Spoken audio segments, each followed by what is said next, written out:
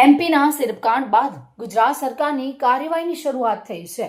મધ્યપ્રદેશના છિંદવાડામાં kidney fail થવાને કારણે 16 બાળકોના કરુણ મોત નીપજ્યા બાદ ખળભળાટ મચી ગયો છે. મધ્યપ્રદેશ ફૂડ એન્ડ ડ્રગ્સ વિભાગની તપાસમાં ગુજરાતમાં બનેલી રીલાઇફ અને રેસ્પિફ્રેસ ટીઆર નામની કફ સિરપમાં ખતરનાક કેમિકલ ડાયએથિલિન ગ્લાયકોલનું પ્રમાણ નક્કી મર્યાદા કરતાં વધુ મળ્યું છે.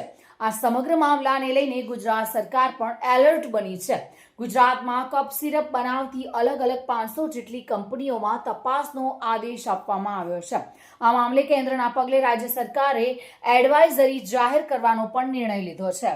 ડાયએથિલિન ગ્લાયકોલ અને ઇથિલિન ગ્લાયકોલ એ ભેળસેળ છે, જે કેટલીક વાર પ્રિસ્ક્રિપ્શન દવાઓમાં દ્રાવક તરીકે ગેરકાયદેસર રીતે ઉમેરવામાં આવે છે અને મીઠી બનાવવા માટે કફ સિરપમાં પણ તેનો ઉપયોગ કરવામાં આવે છે, જેના કારણે એમપીમાં સિરપકાંડ બન્યો છે, જેમાં 16 બાળકોના કરુણ મોત નીપજ્યા છે. અમદાવાદ અને સુરેન્દ્રનગરની 2 કંપનીની સિરપમાંથી ડાયએથિલિન ગ્લાયકોલનું પ્રમાણ વધુ મળ્યું છે. બજારમાંથી તમામ જથ્થો પરત ખેંચવાનો આદેશ કરવામાં આવ્યો છે.